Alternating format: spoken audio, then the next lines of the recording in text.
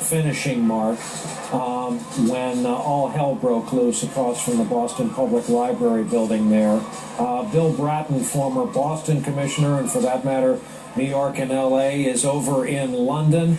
Boston native, watching, listening to all this. Commissioner Bratton, what more can you add? You've made your way to our London bureau. What more can you add about all this you've watched taking place? Well, the location where the bombing occurred was probably about 25 to 50 yards from the actual finish line. The bombing seems to have occurred, based on the timing that you've identified, an hour to 2 hours after the lead runner would have come across the finish line. Good news about that: if that bombing had occurred at the time of the actual first runner, there would have been a lot more people in that area. But after 2 hours or so, the crowd has dissipated. That bomb went off in front of it. I'm very familiar with that corner. There's a bank on that corner, Exeter and Boylston. And I've worked that marathon as a police officer, as a sergeant, as a lieutenant, as a superintendent, and as a police commissioner. And it's, for me, as you might appreciate, just terrific. I have relatives running in that event, and was really just both shocked and concerned when I first heard of it. And Commissioner, I mean, it's been described that that side of Boylston, as opposed to the risers, the kind of reviewing bleachers, had more kind of public access. It's hard to navigate the streets along the end of the route on this day every year, but I guess more of a possibility of some movement among pedestrians along that stretch.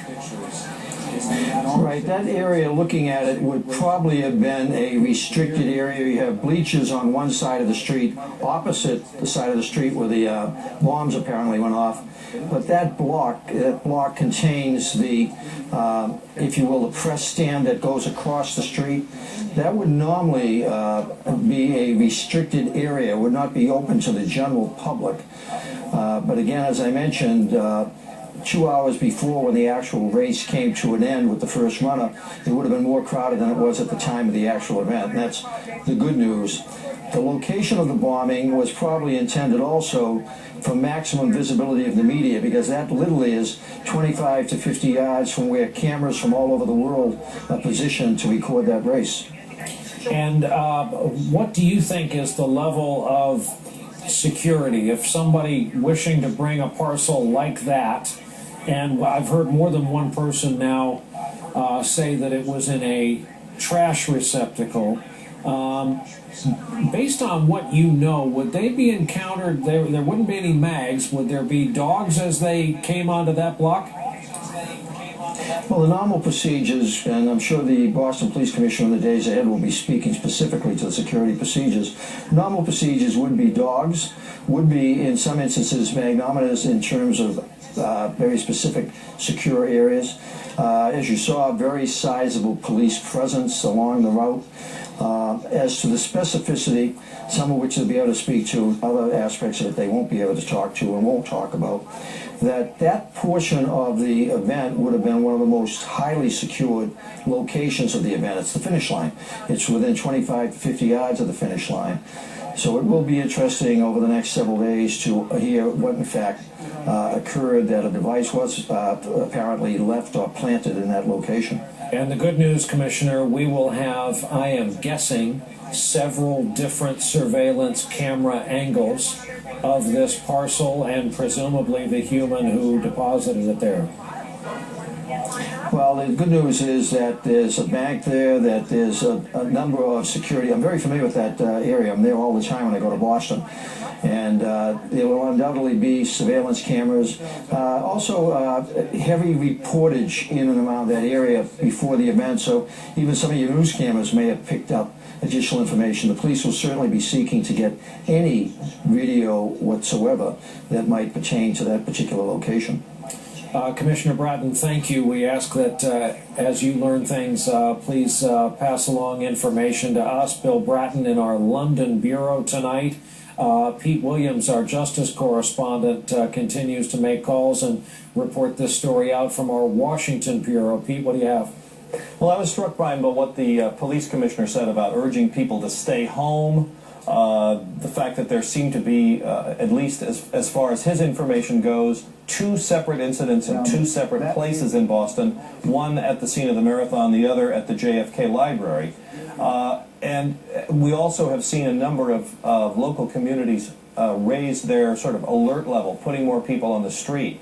And I'm assured, though, by a couple of federal officials I've talked to that this is not happening because of some additional information that something else is going on that we don't know about. That the Department of Homeland Security, for example, an official there tells me that it has not put out any kind of advisory urging local communities to be on a higher level of alert. That what we're seeing around town, or around the country, here in Washington, around town, and around the country, New York, other cities taking precautions, is entirely driven internally, their own decisions to raise their level of security based on what they and the rest of us can see happening in Boston, on the concern that if somebody's doing it there, someone may try to be doing it somewhere else. There are lots of unconfirmed reports, Brian, that we're still trying to nail down. There's all sorts of conflicting information about whether there is or is not an arrest here. We don't know that for certain. But maybe all we know for certain is what the police commissioner has said, and what we're told is that the additional security around the country is simply based on local police commissioners, their equivalent of the one we just saw, making this decision on their own. Pete, it's bad enough, however, to listen to the governor say, stay home and avoid crowds and effect shelter in place. Well, right, and that was what led me to wonder whether there was something larger at play here. But I'm told that as far as the people I've talked to, is the answer to that is no. That I think the reason they're saying that in Boston is they still are not confident that they have their arms around exactly what happened here. Different incidents in different places of town, that raises the level of concern about whether there could be someplace else that they don't know of yet. So until they can get a picture of what happened here, until they can reassure themselves that they have nailed this down and know the 2 ends of the bookends here, I think that's why they're saying that. Okay, Pete, I want to back up. We keep going by these photos. They go by us unreferenced. We have pictures from the JFK Library. Those who visited know it's just got a beautiful spot out on the water.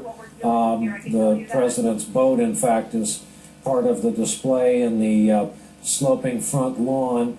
You see Boston PD unit, Boston Fire unit outside, but then this next picture shows the char of black smoke out of the entrance. And this is the subject of differing reports and much speculation. We heard the police chief himself say we had a 3rd explosion at the Kennedy Library. But all afternoon during our coverage, we were aware of what was called an electrical fire in an equipment room out there. So we're going on this explosion notion based on the word of the police commissioner, City of Boston. But that is one wing, actually the new wing of the JFK Library. I want to bring in David Abel. He was among the witnesses we have lined up to talk to us on the phone. David, where were you? You're with the Boston Globe, I should point out. Where were you when this happened? What did you see?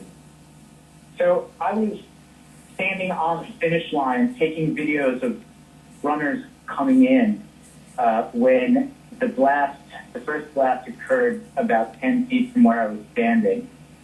I saw a large plume of white smoke, and then a few moments later there was a second blast, and once I and other people that were right there realized what was going on, we saw what was essentially a pile of bodies. We saw a lot of horrific things, the worst things I've ever seen as a journalist.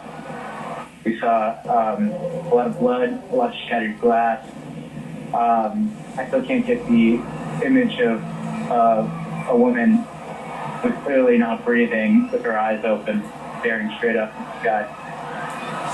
David, this is, all of us who've been overseas in war zones, these injuries are going to be absolutely consistent with the urban explosions we've seen in Baghdad, in Kabul, and certainly this methodology, an initial explosion and a secondary, is familiar to all those who fought wars overseas. It's unbelievable. Yeah, it's definitely frightening. At first we were stunned by the explosions, weren't sure what was happening. A lot of people were thinking, as often is the case with explosions, that it was like a firework, perhaps a celebratory gun salute for the finishing runners. And the contrast is really jarring, because you had this moment of great bliss and celebration of runners just making it across the distance of the marathon, and then suddenly everything changed. You're not the first person to say, and it's completely understandable, like a starting cannon in a sailboat race, that this was your initial. Who's thinking, terrorism at the finish line of the Boston Marathon, for goodness sake, that it was a planned outburst of some sort?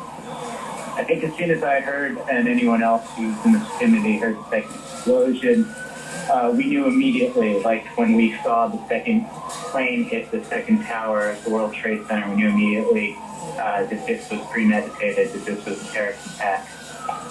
Yeah, that exact same thing occurred to me, that when one thing happens, it could be a gas line, it could be a quote-unquote natural occurrence in a big city. When the second one happens 20 seconds later, it's a good bit likely that this is an attack. David Abel, thank you very much. I'm sorry for what you've been through. Thank you very much for calmly reporting on it for us on live television. Mike Capos is another eyewitness who was there.